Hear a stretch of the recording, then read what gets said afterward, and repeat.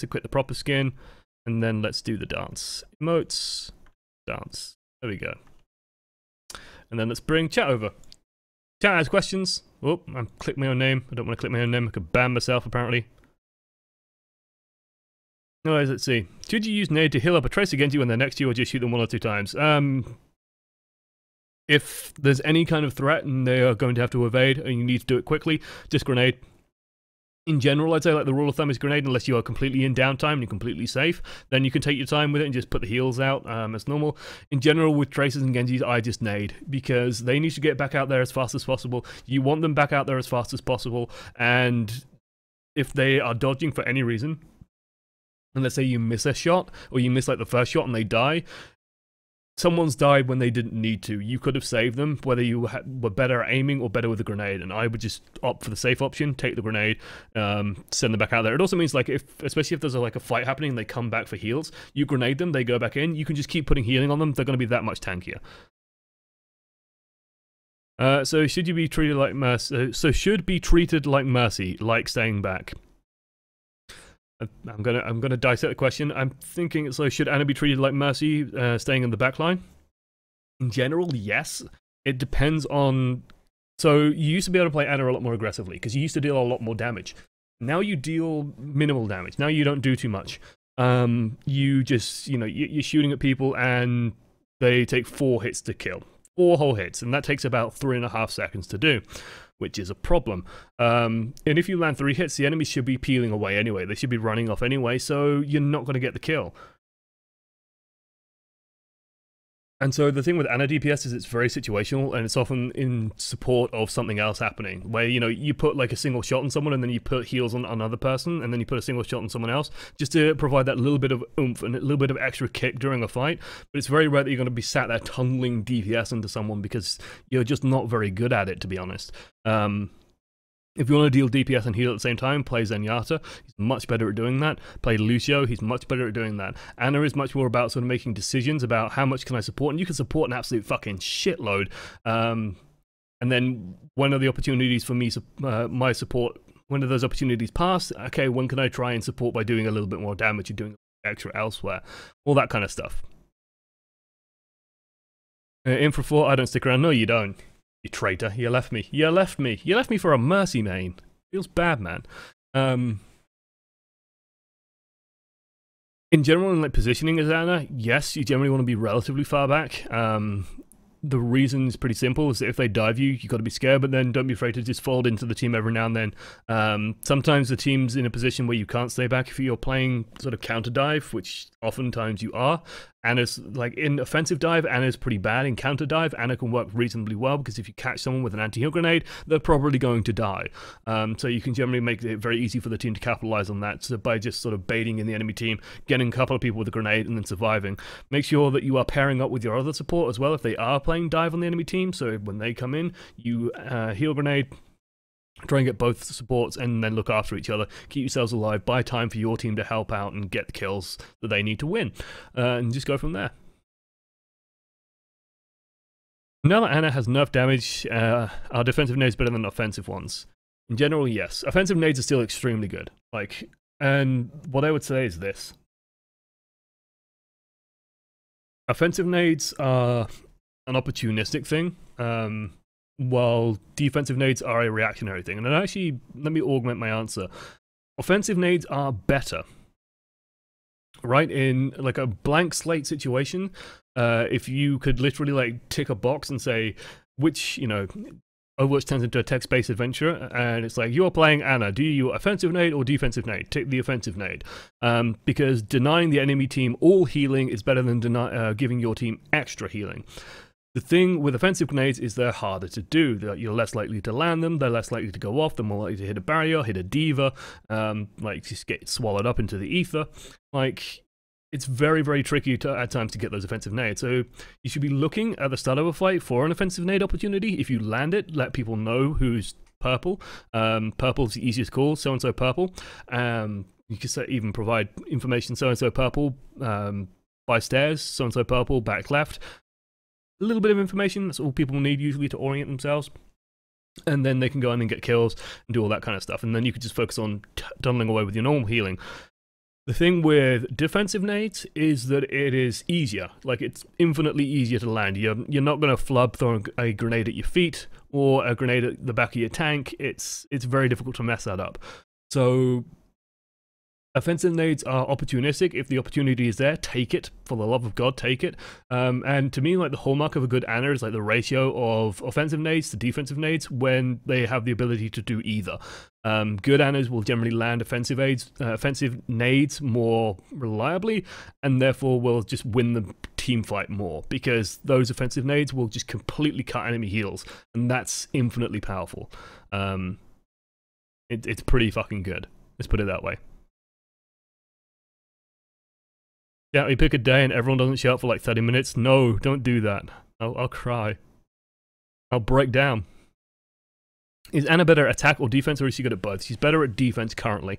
The reason why Ana's sort of dropped out of meta and Zenyatta's rising up is that Ana's healing output on a team with like, you know, if you think of it in terms of like heals per second, a tank-based team, she'll have very high heal per second because it's very easy for her to land the heals, it's very easy for her to put grenades where she needs to. The team's less mobile, it's less likely to run away from her, and it can support for her more, so it's like, it just synergizes nicely. Healing output's super, super high.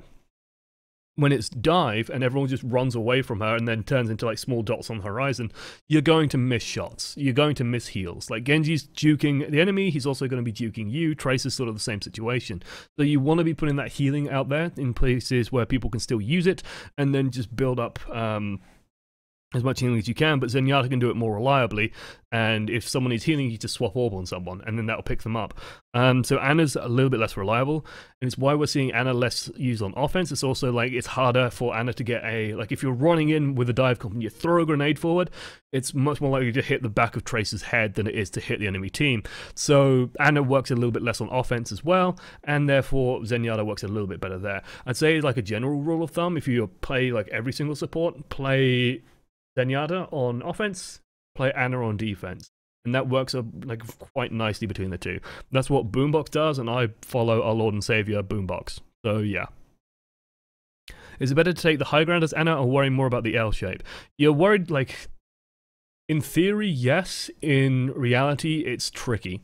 So let's take Eichenwald, and I'm going to set myself a monumental task here. I draw it like this, like this, like this. Just put like a line here as well. I draw this like this. No, that's wrong. On perspective wrong. Like this, this, this, this here, like so. And then there's like a robot thing over here. Doorway here. Doorway here. You're starting to see how it looks. And there's like a wall over here. There's like a bit over here as well. It's like an overhang. A little bit up here. Okay. This is Eichenwald, and this is sort of where the gate opens and the payload runs through it. Hopefully this makes sense to people. Okay, it's the start of the second phase of Eichenwald. If you are stood up here, and your team is stood on the low ground, you're very, very visible to the enemy team, and anytime you want to heal, you have to come to the edge, and then you'll scope up, and the enemy team can just see you from absolutely everywhere. So it's more about sight lines than it is about high ground. Ana's okay on high ground, but if you're in a position where the entire enemy team can see you, and you can see your team, sure, but they can all see you, and you're away from your team as well, they're just going to gank the shit out of you. Like, you are what they're looking to kill, so they've got to kill you. You've got to be very, very careful about that kind of thing. Where a better position would be like if your team is fighting in the middle here, and you'll be back here around this corner, so you can provide support. Like, that works a lot better, where their team has a hard time getting to you. You can even be like back here, for example, behind this wall. Or you could be on the bridge back here, so if your team stood on this corner, you can still see them, but their team has a harder time seeing you and spotting you out. So it's more about sightlines than it is about high ground. High ground can work out nicely if the enemy team doesn't have like Winston, unlikely these days. It doesn't have Genji. You know, it has a lot of very flat moving heroes. Like it has Zarya for some, like it has Zarya, Reinhardt, Tracer, Soldier, Lucio, Zenyatta. Then you might be able to get away with being on high ground because no one can really rush up to get to you. But if they can all just climb the high ground super quick, bad idea. So think in terms of sightlines. Am I visible to the enemy? If so, I have to be careful. You want to be scoping in less, and you want to be moving around more, and try and find a better position that's safer. Try and tuck behind your team as much as you can, and just be safe and out the way. If the enemy team doesn't have sightlines on you, then you can afford to bring the scope up a lot more. You can afford to just drill healing into stuff without really caring about yourself too much. You just keep your ears open and listen for anything flanking you.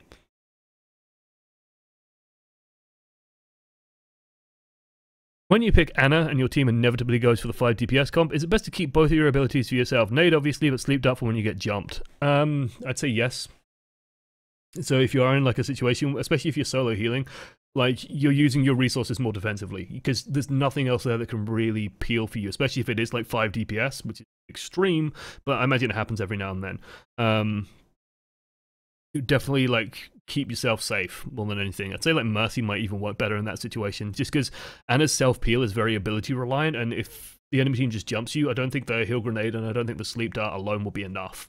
That to me is sort of the problem there. The reality of it is this: if you don't use those abilities defensively and the enemy team is observant, they'll see that, oh, your grenade's down? Okay, kill Ana. Like, it's very, very obvious, and it's a good sign, it's a good sort of go signal for, okay, let's go kill Ana. I'm very proud of my drawing, by the way. I want to scroll down and see lots of praise. Oh, damn it. As Ana, when should I heal versus doing damage? It's like the most general question in the world. You should be healing most of the time. The only time you should be doing damage is when you literally have nothing to heal. Or when, like, Lucio is just picking up the last 20 hit points on someone. Okay, go do some damage. And even then, you should be, like, firing off a shot or two and then looking for something else, just checking that no one else needs healing. Because the worst thing in the world that can happen is you're busy just shooting someone, and you're not even properly killing them, especially if, like, there's no other DPS going on him, and then someone dies because they weren't being healed. Like, and this happens a lot. This happens usually a lot. I'm going to get rid of my drawing. Mostly in these sorts of situations where, like, you're Ana and you're stood here, and then you have like a teammate here, a teammate here, a teammate here, here, and here. And so you can kind of see these, and you're facing this way. So you can kind of see these three. And then what I've seen Anas do quite a lot is like they'll creep off to the side, for example. And so what will end up happening is they will end up in a position like this, where they're off to one side, and they can maybe see these things in front of them, but they're mostly focusing on, you know, trying to sneak their DPS past, and then this person dies. And then this person dies. Because you have no idea that these people need healing, because you're scoped in trying to shoot people this way, that you're missing all this other shit that's happening around you, and everyone's died. Because you're not healing them. The reality of the situation is you shouldn't be there, you should be back here. And you should be keeping an eye on absolutely everyone. And then if there is a moment where you can actually get those heals, get that DPS off, you should fire the occasional shot off, and then maybe get a bit of damage on someone, build some ult charge, build a little bit of ultimate charge, maybe put a little bit of burst on someone as well if someone else is focusing them, and maybe get a couple of kills. But it's very, very rare that you should be actually actively looking for DPS, and that comes part and parcel with the fact that she was nerfed a while ago, so her damage output's lower, so it's very unlikely that you're going to get kills. You have to land 4 shots. I'm going to keep iterating this number, 4 shots. That's quite a long fucking time. That's a lot of time for the enemy to move. So they're going to move. It's very rare that someone's just going to stand still and going, oh, Anna's hitting me. I'm just going to stay here and take every single shot and then die. So heal, heal, heal, heal. This stream is what keeps me calm while I stress out about last minute uni work. That's why I stick around. Good man. And when you're done with uni, you're going to leave me. Any advice for positioning as Anna when your team initiate a dive? Advice for keeping the flankers healed: is it your responsibility to do so? Do they need to go for health packs? Little column A, little column B. Like if you aren't hitting a single dart, then the flankers have a right to be angry with you. People have this misconception of, well, I'm playing healer, so you can't be angry at me. If the healer's not outputting healing, that's a problem. You shouldn't be playing Anna, you should be playing Zen, or you should just acknowledge the fact that, hey, I'm not good enough at this point to play at this level on Anna, so we're probably going to lose. That's just the reality of the situation. If you can't heal people as they're moving around, that's a problem. What I would say in regards to positioning is try and keep up as best you can. If it's, you either do one of two things, and what I tend to do is go aggressive with it, but you could absolutely try and go defensive with it. Let's take Lijiang, because I like Lijiang because it has a very clear first engagement. So Lijiang kind of has like Like this is the gun area. And then like this is where the corridor comes out, and there's like a wall here, and there's a wall here, there's a health pack here, wall here, corridor here. And you come out and you come into this sort of courtyard area. And the first engagement's usually relatively brutal. One side jumps in, super aggro. As Anna, you could, in theory, just stay in this area. Okay, you could just stay back here, and you could just sort of use this as cover, and just sort of poke around from out here. The danger there is that like their tracer is also probably flanking around, so we'll go straight for you, and then no one is there to peel for you. What I tend to do is I tend to just go aggro, and I'll usually like dip through here and come through like this. Or I'll just go straight for it. If like the Winston, for example, lands pretty straightforward, I'll just like tunnel in to the Winston's back. And therefore I could just try and put a heal grenade like literally in the middle of the fight and then contribute that way. And then if something does go on me, like I'm already in the fight, I can try and get something done there. It's risky, but it works. It's tricky to do. It's much more likely as well that the D.Va will peel and will help you keep alive if you're in a better position. In actual fact, like the ideal play is that, you know, you stay here and the D.Va also like floats around in the middle. And then just tries to provide a little bit of defense matrix to the dive, but honestly the D.Va's more waiting for someone to come around, and then the D.Va can block anything coming on you, and you can try and get the sort of kill or buy time for your team, and your team can win the fight. That's more idealized and less likely to happen in ranked, so I'd say in general, just try and keep up with your team as best you can. Stick near the Lucio as well, like where's the Lucio going? Be relatively near him, so he can help you. It seemed in this game, every time a grenade was used, 2 seconds later we needed it much more. This happens a ton. Tips when not to grenade. When stuff is relatively safe, there's actually a really good example of it. Like, there was a bit of a completely wasted grenade. 2B's face for you all. It was on the defense, and it was on second point defense. A bit later than this, I think. When we get knocked off. We come out here, and I think this is when... No, we don't retake it here.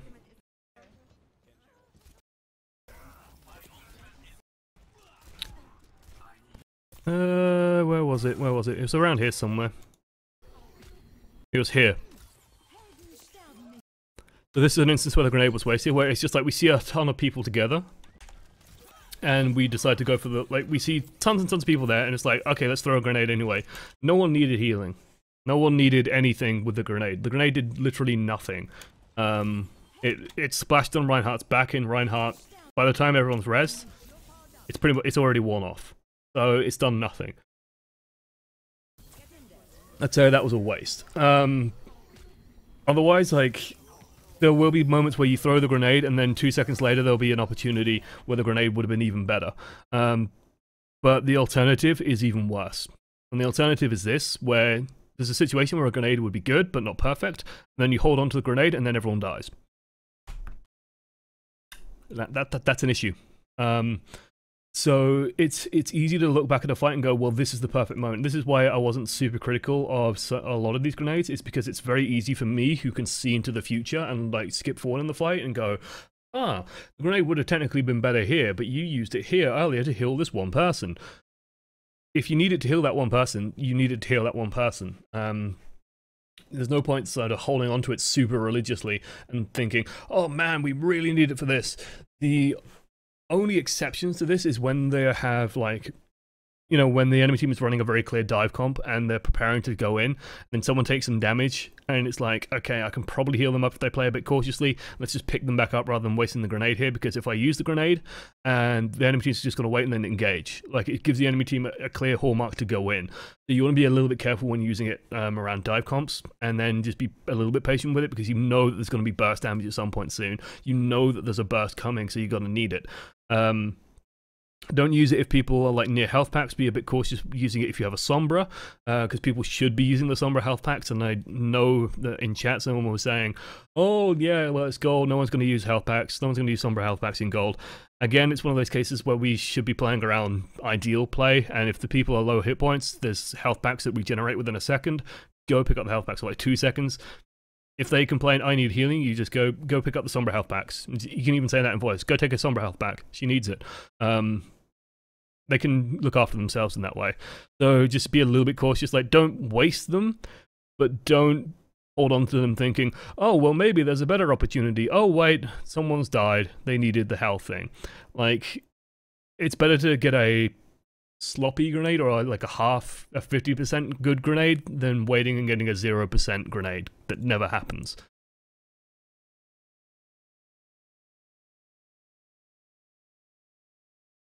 If a tank is low off fight and you're healing, nade or just shoot.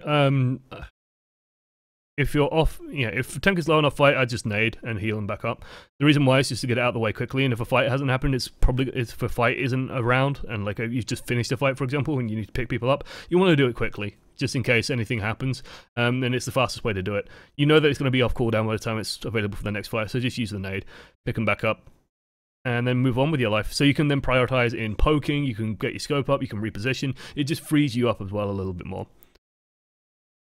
On the third point of Eichenwald, which door do you find most people tend to flow out of, since both are equidistant from the point? So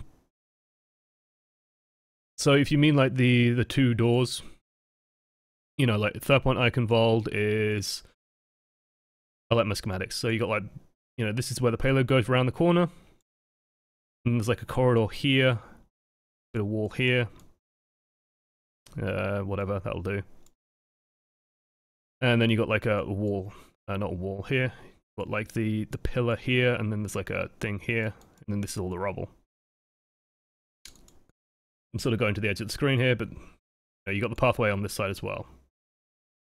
Not quite perfect, but it's about right. And there's like a bookcase here and stuff like that.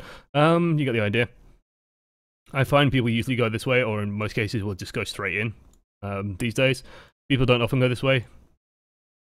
And if you mean leaving the spawn itself, it doesn't really matter, relevant to anything, really. Technically it's a bit faster to go out of the left one, but I tend to go out the right one anyway, just because it's right in your face, and it's very, very minor. Thank you, by the way, Shivu. Shivu! I think I got your name right. Can't see it at the moment, there we go. Shivu1815. Interesting year. Sub with the Twitch Prime. Enjoy your golden loot box. Make sure you claim those golden loot boxes. Because you get a legendary and you get items that you won't have before. Although with the loot box changes, like that's less relevant than it used to be. The rate of duplicates is pretty low now. It's pretty nice. It's pretty nice. Any tips on sleep darts? Yeah, tagging me is the best idea. I can occasionally spot them out if it's surrounded by tags. So with sleep darts, what I find works best is like this takes practice, a lot of practice to make work, but you should be firing before you've even aimed, which sounds fucking crazy, but when you sleep dart, there's like a second lag as he draws the gun and then fires it. And so what you want to do is maximize, like, you want it to be a quick, fluid, single motion of, there's a thing going, press sleep dart while you're putting your crosshair in position, and then by the time you're done firing, your crosshair should be in position to land the sleep. It takes a lot of practice because the sleep dart is a projectile, so it's not like a hit scan aim. It's a fast projectile, but it's still a projectile, so you need to lead slightly. The best advice I can give you is study how people move, because that's by far the most useful thing. So if you are dealing with a Reinhardt, Reinhardt's just going to run straight somewhere. Like Reinhardt's tend to just move in straight lines. Pharahs tend to go up, and then drop, and then go up, and then drop, and then go super up, and then drop. Like, this is how Pharahs move. Genjis tend to just, like, double jump everywhere, and then double jump everywhere, and then double jump everywhere. And so you can sort of anticipate, okay, he's on the come down from his jump, so then I know he's gonna, he's completely subject to gravity, unless, actually, Genji's more likely to look like this, where he'll double jump, and then he'll move, and then he'll double jump, and then he'll dash, and then he'll drop. And so it's like, so my advice on Genji's is like, you catch him in the drop. You wait for them to use the double jump and then you can catch him in the drop. Same with Pharahs, they'll go up and then drop, and go up and then drop, then they'll rocket into the sky and then drop. Much easier to sort of get them at the tail end of the drop, and you sort of get used to these motions. When you start getting used to the patterns, it starts getting very, very easy. Winston's huge arc usually goes pretty high and will come pretty much straight for you. They'll try and pretty much land in front of you. So you just got to anticipate, like, the nice thing about Winston's is when they're coming at you, there's no sort of side-to-side movement. So you just got to, like, line it up vertically, and you can make that work to your advantage. Doomfist is going to come right at you, so sleep him. Honestly, I can see that working very well against Doomfist and be very frustrating for people, so yeah. If you're on Ana after you switch your team, and after a switch on your team, there's no good nano combos. What do you do with it? You look for the next best thing. Like, you can kind of tier list it out in your head. So I'm gonna just move you guys out of the way for a second. Get rid of Ana on the screen. One of the nice display heroes here. So Ana, nano boosting Ana, probably not great. Nano boosted Bastion, pretty fucking good. Nano boosting Diva, good for stalling, not much else. Not very good for DPS. So only if you're stalling, basically, is when you do this. Nano boosted Doomfist, I'd say, is okay on initiation, but otherwise, I'd say is dubious. He doesn't really need the extra damage to get a huge amount of work done. It makes him tanky, so if he needs it for survivability, probably going to work out okay. Nano boosted Genji, without Dragon Blade, kind of trash. With Dragon Blade, fucking amazing, high priority. Nano boosted Hanzo, not worth it. Nano boosted Junkrat, high damage, but otherwise, again, not worth it. He needs 2 grenades to kill before, he needs 2 grenades to kill after. Not going to make a huge difference. Nano boosted Lucio is the Boostio meme, and yeah, not great. Nano boosted McCree's okay. Nano boosted Deadeye is great because it gives him survivability, so that's going to be okay with him. Nano boosted Mei, not great at all. Nano boosted Mercy, completely useless. Nano boosted Orisa, terrible. Nano boosted Pharah, very good. She's survivable, she deals high damage output and enables her to go aggressive. Nano boosted Barrages kill just about everything, but nano boosted Rockets in general are just really, really strong. Nano Reaper, pretty good if he's in range, terrible if he's not. Pretty self-explanatory. If Reaper's in position already, nano boost him. He doesn't even need Death Blossom, he'll just kill the shit out of everything. Nano boosted Reinhardt, only good if you have a Lucio, and even then, dubious. Again, it's more a survivability thing, or if he's like surrounded by enemies and you're contesting on a point, then it works very well. Nano boosted Hog, whole Hog, pretty good. Otherwise, pretty useless. Again, it's more of a tankiness thing, so you're just keeping them alive. It's good for stalling in that way. Nano Soldier, extremely good. It's even good when it doesn't have Tac Visor available, because you can still do a lot of damage, so that's pretty solid. Nano Sombra, garbage. Nano Symmetra, incredible if she's in position. Nano boosted Torbjorn, terrible. Nano boosted Tracer, still pretty terrible, because she still will just probably die and doesn't really need the help in killing people. If Tracer can kill someone in a nano, they could probably kill it without the nano, so dubious. Nano Widowmaker, terrible. Like, she takes 2 body shots to kill people before nano boost, she takes 2 shots to kill people after it. 1 headshot kills people in nano, 1 headshot kills people out of nano. What the fuck's the point? Nano Winston, fucking great. Relatively high priority if you don't have anything else. Nanoing Winston, always good. Nanoing Zarya, pretty good on high charge, very reliable DPS. Nano Zenyatta is not great. So, like, those are sort of my cliff notes mentally. In terms of high priority, Genji, absolutely. Soldier, absolutely. Zarya on high charge, pretty good. Winston, pretty good. Pharah, pretty good. Other than that, it's sort of more situational. And yeah, like, if your team is made up of other heroes, then just look for whatever's going to use it best at the time, or use it for survivability and just make sure that people don't die. If you've got a particularly good play, like if you have a really good McCree, you can work on McCree quite nicely, for example. So it's just about reading what the situation is, and if you really need the nano, and then what you're getting out of that nano. Are you getting a tank that won't die?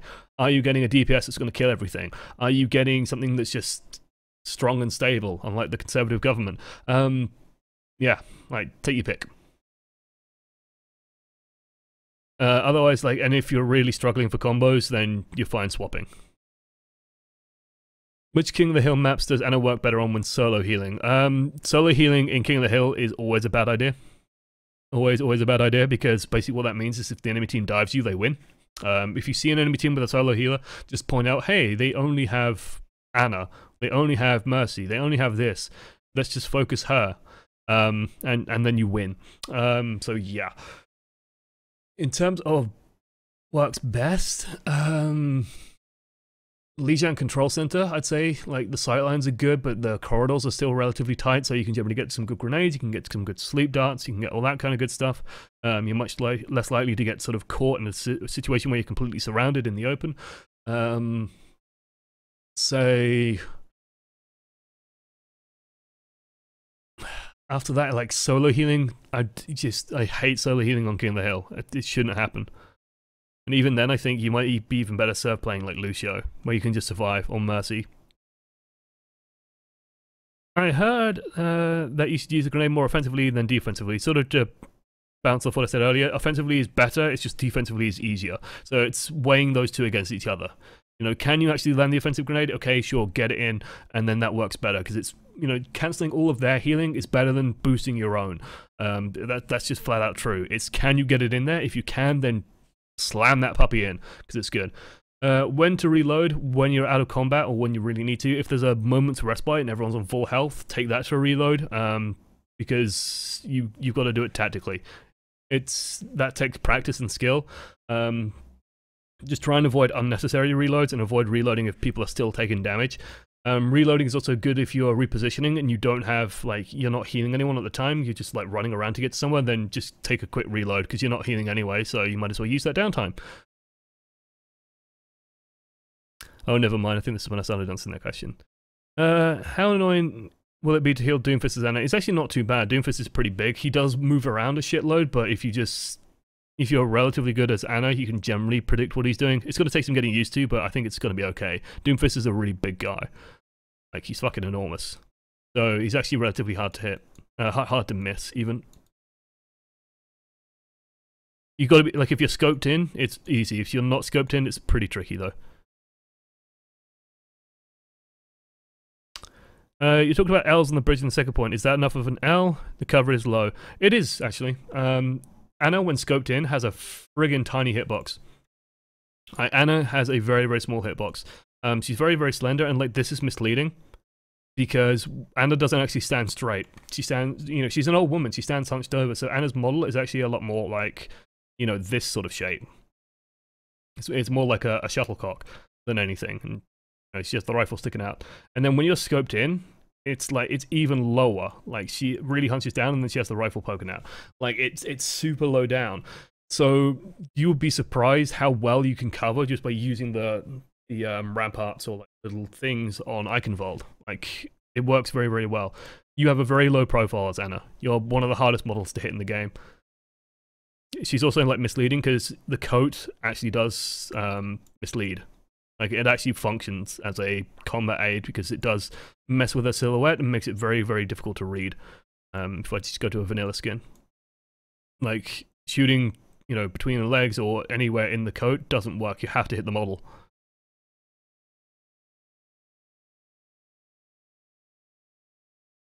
Casters pros and you talk about peeling. Can you explain this term? Peeling, so it comes more from like WoW and stuff like that. Peeling is the idea of if something is, you know, let's say, simple situation, and I'm gonna, you know, I need to get started on that series on definitions because peeling is a really important idea. Diva's like the peel queen. So peeling is this, like let's say we have enemy and we have friend. Okay, let's bring chat on screen as well. So chat's back over here. Okay, we have enemy and we have friend. Draw a dot over here. I'm gonna clean that up. Enemy attacks friend. Let's do it in proper colors. There we go. Enemy attacks friend. Friend dies. You know, this is our support, this is our Mercy, but Mercy's been, for some bizarre reason, Mercy can't fly around, she can only run around. If enemy just freely attacks Mercy, and there's a one-on-one, relatively easy to get the kill. Okay, it's not too much of a problem. If we have an ally, though, who comes in and starts attacking, and starts, you know, and starts pressuring the enemy, suddenly it becomes very difficult for the enemy to actually go and kill the support. And if the support's juking around and using abilities as well, it suddenly becomes very difficult to confirm the kill. So peeling is simply the art of, it just literally as it sounds. Like imagine if an enemy just leaps onto something, you peel that away, and you're pulling it away from what they want to kill and making it deal with you instead. And this is why Diva is sort of the queen of peel, because Diva doesn't even have to do anything. Diva just stands in position, and then just defense matrix. And what can the enemy do? Well, the enemy can't deal damage anymore to what they're trying to do. They have to wait, they have to stop, and they have to try and either deal with the Diva or bide the time, in which case they're not doing anything, in which case they're doing 0 DPS, which means they're not actually getting work done at the time. So, and it's looking very judgmentally at the enemy as well, by the way. Death glare. So yeah, that's peeling in a nutshell. Like it's the idea of if the enemy wants to do something, you want to stop them doing it, so you want to interfere with what they're trying to do. And that's what peel is. Peel in WoW is usually stuff like crowd control used on stuff. So if like a rogue tries to gank your priest, then you put a stun on them, you put a slowing effect on them so that the priest can run away. It's all that kind of stuff, and it still applies in Overwatch. If a Genji dashes after your Zenyatta and you go in and then you put a barrier in front of him or defense matrix over him, then the Zenyatta's going to be okay. Or if you just start doing a lot of damage to the Genji, like as Winston, you just start zapping the Genji and body blocking his shurikens, he's not going to be able to kill the Zenyatta anymore. So he has to run away and has to do something else. That's what peeling is. And so what you're hoping for as a support is, like, I've said this before and I'll say it again, it's worth bringing up now because it's kind of an important idea. If you are a support player or you are a support main, you're going to have to look after yourself.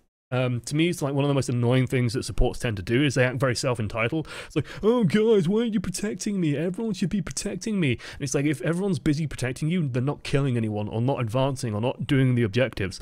Sure, the support's safe, but nothing else is happening. You can't just sit and babysit the support all the time. There will be times when you get flanked or when you're alone and you have to deal with the threats yourself. But the idea when you're doing that isn't necessarily to even kill the threat, it's to deal with the threat for long enough so you can reposition and move to where people can help you, or where you buy yourself enough time where other people notice that you're under attack and then do help you. And calling out, hey, I need help, I'm being dove, I need someone to peel for me, I need something to help me, come help me. Like, another annoying thing is when like a healer is to 3 miles back and then dies and then goes, guys, why didn't anyone help me? It's because no one can see you and no one's like thinking about you because you're out of sight, out of mind. So look after thyself. And yeah, it's such a bad habit that support mains tend to have of, well, no one's protecting me. Well, if you're out of position or you're not calling out that you're under attack or you're not self-peeling, like Ana has self-peel where she anti-heals people, she sleeps people, she can heal herself. Like, this is all self-peel and should be used accordingly. Is it useful to take an occasional scope shot at a fire to keep pressure on her? Yes. Yes, it is. Take a shot or two, and it forces them back, usually. They can't stick around if they're on low hit points. If they've got a Mercy on them, then you want to try and pressure the Mercy more. Just take a quick shot at the Mercy. If you land the hit, then great. If you don't, then whatever. Shooting the Farah, you will never kill the Farah. Ever. I think you can just about out DPS Mercy's healing, but the trick is that by the time you've used all 10 shots, Farah will still not be dead. Mercy will just heal up while you reload. Mercy will heal her up while you reload, and so you will never kill her. It's kind of sad and pathetic. Ana healing is much more bursty. Ana basically never gets a healing off a hero that's 80 to 100. Yeah.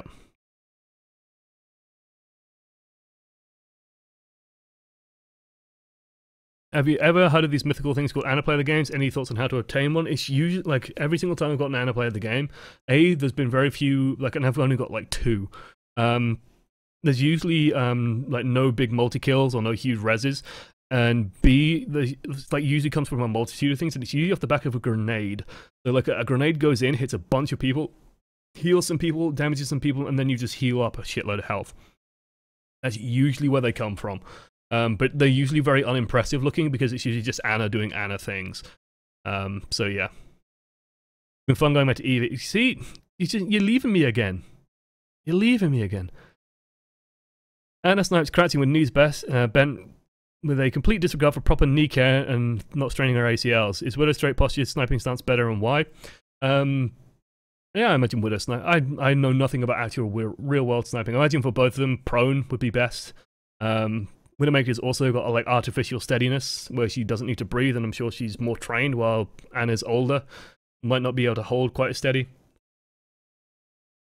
I think Ana, like, is at a point of her life where long-term care of her knees is less of a problem. They can also seemingly heal, like, detached wounds. Mercy talks about restoring Ana's eye. So I think healthcare in the year 2070 is a lot better than healthcare in the real world. So arthritis probably isn't even a problem. So Ana can stand however she likes as long as it works, I think. Could I ever walk into a Winston bubble to grenade him? Yes. Like, Winstons will do this intentionally. Where they will try and, like, if a Winston lands in front of you and bubbles and you're stood out here, step in there. Step in there, try and grenade him and get yourself. You're also forcing him to move back. If he does move back and out the grenade, like, you're still going to grenade yourself. Remember that you have, like, 100 hit points to play with. Because when he lands, like, you'll take a bit of damage if he lands on you, but odds are he's going to land in front of you and start whittling you down. And so your health bar is going to drop. And until it hits half, that's when you have to grenade, because then you're getting full health out of that grenade. If you grenade instantly, you're not getting full value.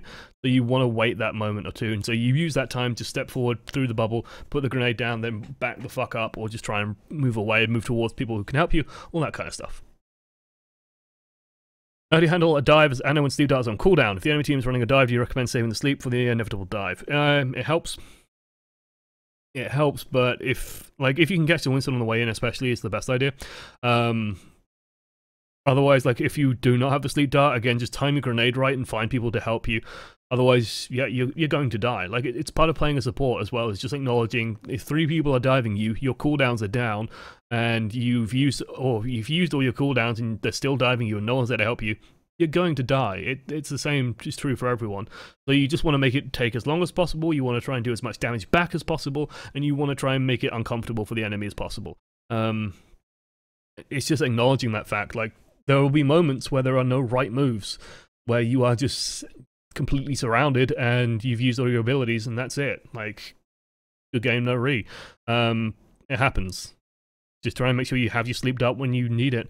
If you've used it aggressively, like, and you manage to hit their Lucio and your team goes and dives it, their team dives you and you die, but you got the kill for your team, okay, fair enough. And ideally you should last a little bit longer because you've got grenade, he's asleep, so you win. And you just got to sort of take that on the chin. It's part of life. When the enemy flankers keep harassing you as Anna in the backline and you can't kill them, should you just stick near your tanks even though your position there is much worse? Yes. Yes. Like, let me put it this way. Is your positioning worse if you're tucked into the tanks, or is your positioning worse if you are in the respawn room? Pretty easy when you think of it like that. If you're in a, like, if your positioning is getting you killed, you can't be there. That's being out of position. So reposition accordingly, basically. Keep that short and sweet. Beautiful scrub hype. The new sub. Love it. I'm currently in bronze and I love playing Anna, but I can't seem to climb with her as I can with DPS. Is it because I'm bad at the game, or is Anna not the best pick due to lack of follow-up by teammates and people waking up and ulting Winston? Love your coaching, by the way, you're awesome. So, A, thank you for the compliment. B, I'd say in bronze especially, Anna could probably do quite a lot, but the thing with Anna is that she makes other people be super good.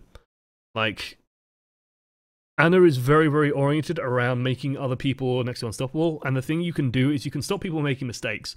Like, if someone runs forward and is out of position, you can put tons and tons of healing into them, make sure that they come back alive. Like, if Reinhardt charges in, you put a grenade on his back, you put tons of healing into him, Reinhardt backpedals away, and then he's back on full health and he somehow survives it. Like, that's when Anna's godly. But if no one can confirm kills or no one can get anything done, then Anna suddenly, like, falls off a cliff. If you love playing Anna, she's a good hero for picking up. At the moment, she's a little bit out of the meta. You can definitely still play her on defense. You can still kind of play her on offense, but Zen probably works a little bit better in places. So it wouldn't be remiss to sort of try and pick up another hero as well. But you can definitely sort of play Anna. I'd say, like, climbing out of bronze, you're probably better playing either Zen or, like, Zen or Lucio might be a bit easier because you can be a bit more proactive and sort of kill things yourself rather than just relying on other people to do so. I'd say that when playing Anna, first things first, I actually want to highlight this as well, where people are going to wake stuff up that you sleep. That's inevitable. That happens across all ranks.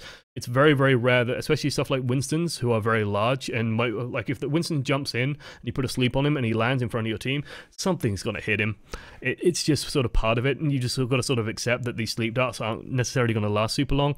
And if it's in the fight, like a Winston's just like pounding through a fucking corridor and you put a sleep dart on him, everyone's already shooting at him anyway. It's still worth doing for the momentary crowd control, but it's just part of things. The best thing to do in those situations is, like, when the sleep dart lands, try and get a grenade on him, because you know that he's not moving anywhere at that time, so it sort of sets you up quite nicely for a follow-up. Other than that, like, it is possible, probably, to climb out of bronze with Anna, but I understand that would be difficult. If you want to climb out of bronze and you think you can do it, then, like, the easiest way to me to get out of bronze would just be grind Soldier 76, get good at Soldier 76, it'll teach you the fundamentals of the game, it'll teach you how to aim and shoot properly. You would be amazed how easy it is. Just killing stuff with Soldier 76, so just focus on doing that, and then as you get higher and higher, start diversifying more. If you need to play a support, by all means, then play Anna. Otherwise, playing a good Winston would probably also get you out of bronze relatively early. Following guides, read up guides, check out my channel, check out all the coaching the menus on the heroes that you want to pick up. Check out Ryan, Overwatch Central's channel as well. There's lots and lots of information on that. Lots of places for you to get started and sort of learning and developing. take a couple more questions because I've been going for a while. I want to do some custom games on PTR. So if you are interested in playing on the PTR, now's a good time. But I'm going to be stealing Doomfist for my team, so just FYI. Let's take one or two more questions. For the sleep dart, I've heard the following advice if you use it. First, press the sleep dart button and aim the split second before it fires. Yes, that's hopefully what I explained earlier. We'll keep going. A couple more. Nenji without Dragon Blade. Will it help him get Blade? Yes. This actually used to be very true for like when Beyblade was the meta, and people would just nano boost Reapers, because when a Reaper's already in position and it can close the gap, like when the speed, like you used to get 50% bonus speed when nanoed as well, so Reaper could just run in and you literally just like kill one tank and then you would have Beyblade, like you would have the Death Blossom. You didn't even need to wait for Death Blossom, you could build up very quickly. The problem with Genji is that he doesn't do huge amounts of damage outside of Dragon Blade. So you can build it, like if Genji's on like 90% and has targets to dash through, then sure, you can nano him, he can dash, you can get Dragon Blade out and dash back. But it's one of those things of like he has to be close. It's not like Reaper where you can put it on him on 50% and he can have a Death Blossom before nano wears out. It's more like if he's on 85, 90%, then there's a chance. Soldier's another example where if he's on like 80, 70, 80%, he can probably actually build up a nano visor and then finish off. Otherwise, I think that's pretty much it. I've recently hit GM as a Tracer and Genji main, but I don't feel like I deserve my rank. How can I know whether my rank is something I got lucky or something I actually deserve? What's your personal experience when it comes to this? In general, my advice is just don't concentrate too much on the rank and just play Overwatch and see how it goes. If you don't deserve to be there, you'll drop out of it very quickly. If you do deserve to be there, you'll probably float around there for a while.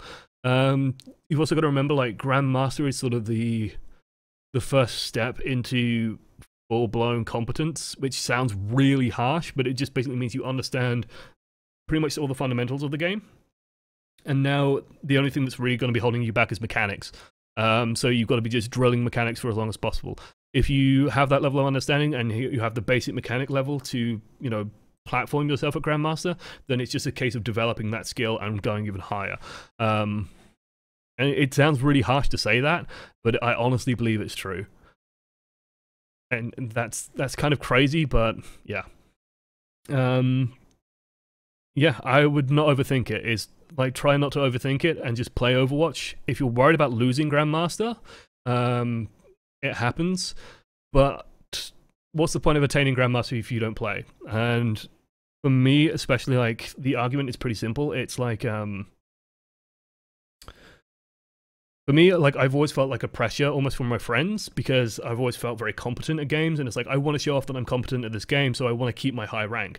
And so I get sort of paranoid about losing high ranks. I have to be at least in the top 2 tiers of any ranking system I play in. If I'm not, then suddenly my friends might think I'm bad or something.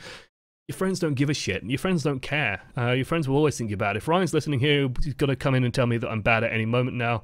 Like, that's kind of important to understand. So don't be afraid of losing it and just play the game. Usually grenade myself by actually looking at the floor. Is that wasteful? No. That's actually the best way to do it. The fastest way to do it. If you've got someone in front of you that needs it as well, then put it between both of you, but just look down, heal yourself, look back up. Fine.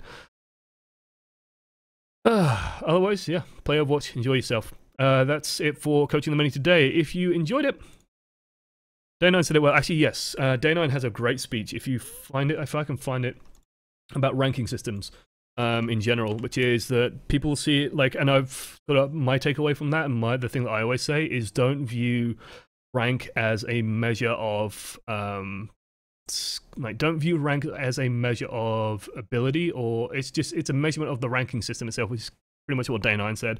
And the thing to focus on is improving yourself, and then from there your rank will rise and be more steady. You've also got to remember that rank is not stable, so your MMR will fluctuate around a certain point. It will never just hold at a single location. You'll go up and down, up and down, up and down, up and down, down. So at some points you'll be at your highest, and your peak might be at 4001, and then you'll drop back down. And then you'll be back down to 3.6, and then you'll bounce back up and you'll be at 4002, and then you'll drop back down. And your actual median rank is what matters and is in the middle of that. Otherwise, yeah. Okay, right, thank you for watching to the end. I'm going to type in coaching. If if you do want to send in footage, and please do send it into oemreviews@gmail.com, including the hero name in the title, include the rank that it is played at, and include if you're a Twitch sub or not. Twitch subs have a little bit more of a priority in terms of getting coached, just as my way of sort of giving back. I don't believe this was a sub this week, but sometimes I'll pick up, sometimes I won't. Depends on what footage is available. What we've done recently as well is like the biggest factor in what I pick and what I have available to me.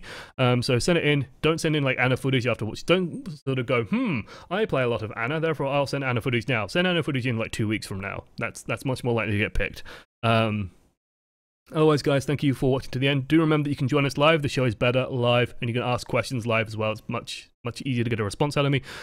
So do come by live 10 p.m. British time on Saturdays and Fridays, unless there's a tournament that week, in which case I'll move it to Sundays like today. Otherwise, yeah, thank you guys for watching to the end. Thank you for sticking out. Thank you everyone on Twitch for joining me. I'm going to go play some Doomfist community games. Hopefully you guys have fun. Hopefully you learn something. Toodles. Boom.